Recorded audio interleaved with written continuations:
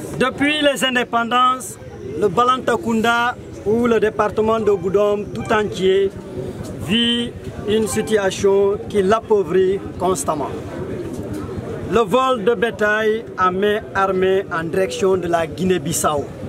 Les populations voient impuissamment leur cheptel diminuer d'année en année. Les vols de bétail sont souvent soldés des cas de mort du côté des éleveurs Balantakunda. Car la plupart des malfaiteurs sont armés des fusils mitraillettes de type russe des anciens combattants du PAIGC démobilisés.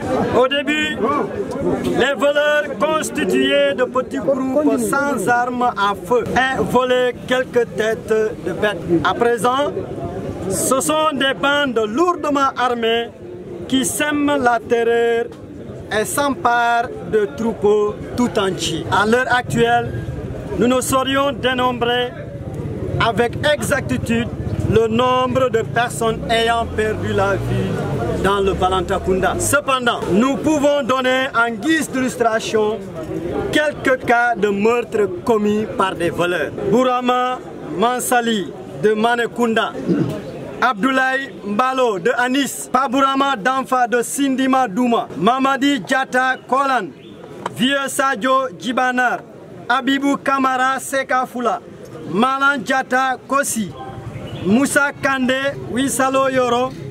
Toutes ces personnes ont été tuées par des voleurs. La liste, elle est longue, très longue. Yankuba Mendy, Manekunda, Keba Diba, Simbandi Brassou, Keba Sadio Birkama, Lamine Touré, Djibanar, Malan Sissé, Diatakunda furent attaqués et blessés par des voleurs. Avec ces morts d'hommes, aucune poursuite ni du côté du Sénégal, ni du côté de la Guinée-Bissau n'a été initiée. En revanche, tout cas de mort côté assaillant active tout de suite la machine judiciaire sénégalaise et aboutit à des emprisonnements de membres de comités de vigilance ou de surveillance. Cette gestion injuste du vol du côté sénégalais ne serait-il pas une façon d'entretenir le vol, de protéger les voleurs et de les favoriser? Chaque année, plus de 500 bêtes d'animaux sont illégalement déportés vers la Guinée-Bissau. Le rapport annuel du comité de surveillance indique qu'entre 2017 et 2022, sur 2332 bovins volés, seuls 1315 sont disparus à jamais, soit 56% de bêtes sont en Guinée-Bissau. Sans compter les ovins, les caprins, les porcins, le volaille. Selon le même rapport, en 2022, sur 241 bovins volés, 54 seulement ont été retrouvés. Sur 200 ovins volés, 14 seulement ont été retrouvés. Ça veut dire que tout le reste se trouve en territoire bissau-guinéen. Ces chiffres représentent seulement des cas de vol signalés auprès du comité de surveillance. Ça veut dire qu'il y a des cas qui n'ont pas été signalés. Quelquefois, les bêtes sont retrouvées en Guinée-Bissau et la police bissau-guinéenne demande une rançon pour pouvoir récupérer ces animaux, ce qui est dangereux. Comme cela s'est passé en 2017 à Tcheba, contre 15 bœufs volés, la police bissau-guinéenne a demandé une rançon de 1 110 000 aux propriétaires. Est-ce que vous avez compris ce que j'ai dit? Les exemples d'une telle forfaiture sont nombreux. Du côté de la Guinée-Bissau, nous pourrions penser que le vol est entretenu par les autorités. Face à tous ces morts, blessés, de bétail volé, les agissements injustes des autorités des deux pays, le Balantakunda se demande où étaient les forces de défense et de sécurité chargées de défendre les populations et leurs biens.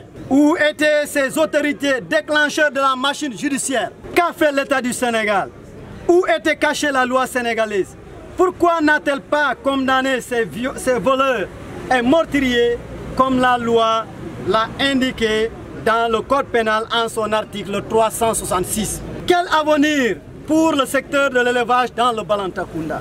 Quel avenir pour la sécurité du Balantakunda et de la population? Ces populations ne sont-elles pas parties du Sénégal devant bénéficier de la protection et de la sécurité au même titre que tous les Sénégalais de toutes les parties? C'est ici au Sénégal que le citoyen se sent étranger. C'est ici au Sénégal que la légitime défense est devenue crime.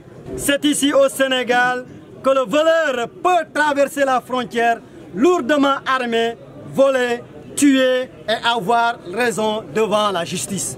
Cette razzia inquiète de plus en plus dans le Balantakunda. Balant, Mandingue, Peul, Manjak, Mankan, Diola, toutes les populations confondues, toutes les ethnies confondues, se demandent sur le futur réservé par l'État du Sénégal aux citoyens qu'ils sont. Le vol au Sénégal est criminalisé par la loi, comme je l'ai dit, et la légitime défense reconnue. Dans les faits, au Balantakunda, nous pourrions dire que c'est la légitime défense qui est crime et le vol reconnu. Car tous les jours, des individus lourdement armés venus de la Guinée-Bissau continuent de semer la terreur au sein de la population. D'ailleurs, le 25 août 2023, au moment où se tenait le procès de l'injustice à Sédhiou contre Jean-Séraphin Mané et l'imam de Manékounda, on nous signalait que des voleurs se sont emparés de tout un troupeau à Walikunda. Le 26 août 2023, hier seulement, à Marseille, à quelques mètres du cantonnement militaire, on nous signale que des voleurs ont emporté des bœufs. Cette gestion ambiguë du vol par l'État du Sénégal dans le Balantakunda ne serait-elle pas une façon d'entretenir le vol, de protéger et de favoriser le voleur? Dans une région où le chômage est le moindre mot, les jeunes du Balantakunda ont peur d'entreprendre dans l'élevage.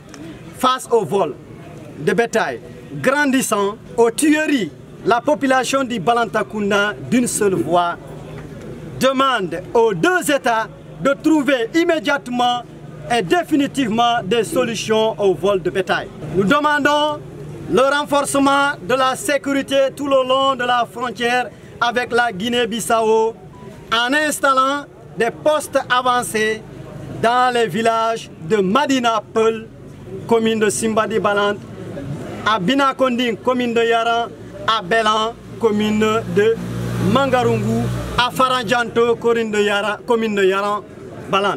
La régularisation des entrées et sorties tout au long de la frontière en installant des postes de gendarmerie ou de police dans les principaux axes frontaliers tels que Tchamoulé, Koussi, Sanou Sénégal, Faradjanto, Belan. La redynamisation de la capacité des membres du comité de surveillance contre le vol de bétail et en les dotant des moyens. Le renforcement des capacités des éleveurs, financement des éleveurs dans ce domaine, la tenue des CLD, CDD ou CRD spécialement contre le vol de bétail dans la zone. La fourniture de pistes électroniques à l'ensemble des éleveurs qui permettra de retrouver les bétails volés même en territoire bissau-guinéen. Nous demandons à l'État de donner aussi des autorisations de port d'armes, pourquoi pas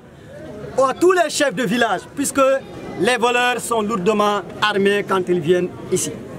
L'annulation des poursuites enclenchées contre certaines personnes du comité de veille, telles que le sieur Sidou Diatta de Kounayan. La population du Balantakunda réclame plus de collaboration et de considération de la part du sous-préfet de Djibanar envers la population. Sans cela, la population n'hésitera pas à réclamer son départ immédiat. Par anticipation à la traite des noix de cajou de 2014, La population du Balantakunda n'acceptera plus la rentrée des Noirs de Bissau guinéens dans son territoire. C'est fini, les Noirs d'Akajou de la Guinée-Bissau ne vont plus entrer ici dans le Balantakunda. La population donne aux deux États un temps d'une semaine à compter d'aujourd'hui pour entamer une résolution franche et définitive du problème du vol de bétail dans le Balantakunda. Sinon, nous procéderons à partir de dimanche prochain à la fermeture de toutes les pistes du Balantakunda qui mènent vers la Guinée-Bissau, pour nous une façon d'empêcher la rentrée des voleurs chez nous.